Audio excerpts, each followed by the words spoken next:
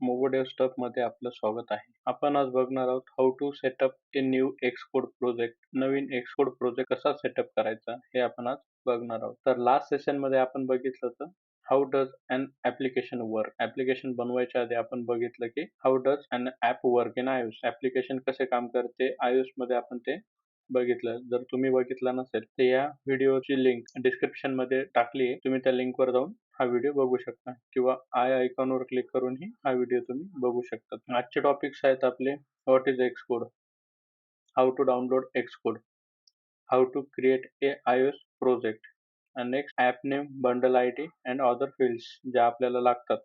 तर त्यांचा प्रत्येकाचा मिनिंग काय हे आपण आज बघणार आहोत. तर first, what is Xcode? So Xcode is an integrated development environment. हे एक इंटिग्रेटेड डेव्हलपमेंट एन्व्हायरमेंट आहे. त्याला शॉर्ट्स मध्ये IDE म्हणतात. तर IDE म्हणजे काय की आपण यात प्रोग्राम लिहू शकतो, कंपाईल करू शकतो आणि तो डिबग करू शकतो आणि ते आपण रन ही करू शकतो. तर याचे एक्झाम्पल दिले जर तुम्ही सी मध्ये devcpp यूज केलं असेल आणि तुम्ही व्हिज्युअल स्टुडिओ पण ऐकून असणार तर हे काय झाले इंटिग्रेटेड डेव्हलपमेंट एन्व्हायरमेंट झाले. तसंच Xcode हे ॲपलने बनवलेलं एक सॉफ्टवेअर आहे ज्यात आपण मॅक ओएस, iOS, वॉचओएस आणि टीव्ही ओएस चे ॲप्लिकेशन बनवू शकतो. ठीक आहे. तर आपण आता बघू how to download Xcode. Xcode कसा डाउनलोड करायचा. Xcode डाउनलोड करण्यासाठी तुम्हाला ॲप स्टोअर नावाचं ॲप्लिकेशन ओपन करावं लागेल आणि Xcode हे फ्री ॲप्लिकेशन आहे. तर सर्च बारमध्ये Xcode टाइप करायचं तर तुम्हाला Xcode रिलेटेड ऑप्शन्स भेटतील. तर आपलं हे पहिले ॲप्लिकेशन आहे जे की आपल्याला डाउनलोड करायचं आहे. मी आधीच डाउनलोड केल्यामुळे मला इथं ओपन नावाचं बटन आलं. पण जर तुम्ही डाउनलोड केलेले नसेल तर तुम्हाला एक डाउनलोड आयकॉन असेल जिथून तुम्ही Xcode डाउनलोड करू शकता. Xcode चे साईज खूप मोठी असते. 10+ किंवा 12+ जीबीचं एक सॉफ्टवेअर असतं. याला वेळ लागू शकतो. Depends on your internet speed. तर मी आता Xcode ओपन करतो. Xcode लॉन्च केल्यानंतर तुम्हाला वेलकम स्क्रीन दिसेल आणि त्या वेलकम स्क्रीनच्या खाली व्हर्जनचे हिस्ट्री दिसेल की कोणतं व्हर्जन तुम्ही डाउनलोड केलेलं आहे. ठीक आहे. त्याच्यानंतर 3 ऑप्शन्स असतात इथं. तर create a new Xcode project. आपल्याला एक नवीन Xcode प्रोजेक्ट क्रिएट करायचा आहे. त्याच्यामुळे आपण हा ऑप्शन सिलेक्ट करणार आहे. यात आपण iPhone, iPad, Mac, Apple Watch और Apple TV इतक्या प्लॅटफॉर्मसाठी आपण प्रोजेक्ट क्रिएट करू शकतो using a single Xcode IDE. त्यानंतर एक क्लोन अँड एक्झिस्टिंग प्रोजेक्ट. जर तुम्ही आधीच गिटहबवर किंवा दुसऱ्या कोणत्याही व्हर्जन कंट्रोल सिस्टीमवर जर प्रोजेक्ट बनवलेला असेल तर तुम्ही तो प्रोजेक्ट क्लोन करू शकता. थर्ड ऑप्शन आहे open A project or file. तुम्हाला एखादा प्रोजेक्ट किंवा फाईल ओपन करायची असेल तर तुम्ही हा ऑप्शन सिलेक्ट करू शकता. तर आपण करणार आहोत create a new Xcode project. तुम्ही इथं क्लिक केल्यावर ही प्रोजेक्ट क्रिएट करू शकतात किंवा वरती इथं टॉपला file, new and then project. तुम्ही हाही ऑप्शन यूज करू शकता किंवा तुम्ही कीबोर्डचा शॉर्टकटही यूज करू शकता. कमांड शिफ्ट आणि एन तुम्ही प्रेस केला की तुम्ही नवीन Xcode प्रोजेक्ट ओपन करू शकता. सो आपण क्रिएट ए न्यू Xcode प्रोजेक्टवर क्लिक करणार आहोत. क्लिक केल्यानंतर तुम्हाला इथं टेम्पलेट्स विचारलं जातं की तुम्ही कोणत्या टेम्पलेटसाठी ॲप्लिकेशन किंवा प्रोजेक्ट क्रिएट करायचा आहे. तर आपल्याला iOS साठी आपण ॲप्लिकेशन बनवू शकतो, Mac OS, watch OS, TV OS आणि अदर सुद्धा. तर आपण आता iOS वरतीच फोकस करणार. तर आपण iOS मध्ये एक ॲप्लिकेशन बनवणार आहोत. तुम्ही तर गेम, ऑगमेंटेड रियालिटी त्यासाठीचे सुद्धा ॲप्लिकेशन तुम्ही बनवू शकतात किंवा तुम्ही फ्रेमवर्क किंवा लायब्ररीज बनवू शकतात. तर आपण आता iOS एक सिंपल ॲप्लिकेशन बनवणार आहोत. म्हणून इथे तुम्ही iOS and then app select करून नेक्स्ट वर क्लिक करायचं. नेक्स्ट वर क्लिक केल्यानंतर इथं तुम्हाला ऑप्शन्स चूज करायचे आहेत तुमच्या नवीन प्रोजेक्टसाठी. फर्स्ट आहे product name, then team, then organization identifier, bundle identifier, interface language and these two check boxes. So first is product name. Product name means आपलं ॲप्लिकेशनचं नाव. Then team.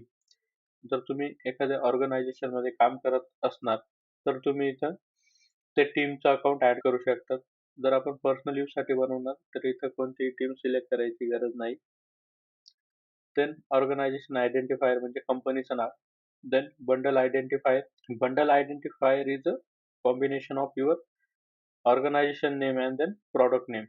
So company name means your organization identifier. Product name means your application name. So bundle identifier is a unique identifier.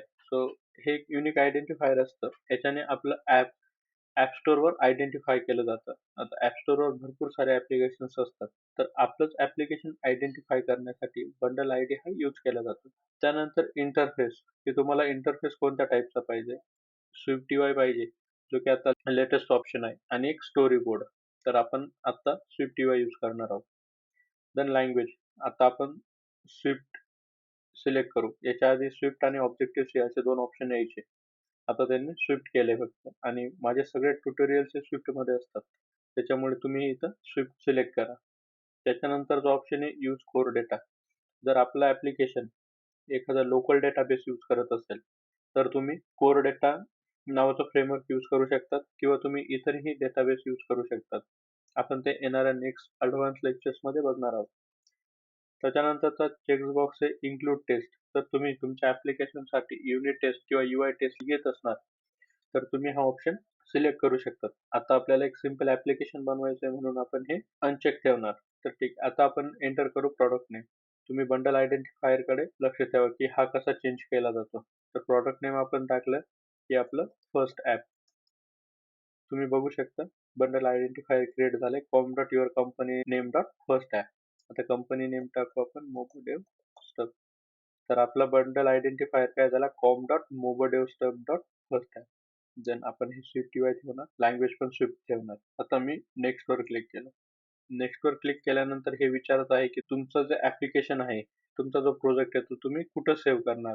तर मी आता तो डेस्कटॉपवर save करणार. आणि त्यानंतर अजून एक चेकबॉक्स असतो सोर्स कंट्रोल. जर तुम्ही Git यूज करत असणार, तर तुम्ही हा ऑप्शन टिक करू शकता. आता मी Git यूज नाही करत आहे म्हणून हा ऑप्शन मी अनसिलेक्टेड ठेवणार आणि मी आता क्रिएट वर क्लिक करणार. तर कॉंग्रॅच्युलेशन, तुम्ही तुमचं पहिलं एक iOS ॲप्लिकेशन बनवलं आहे.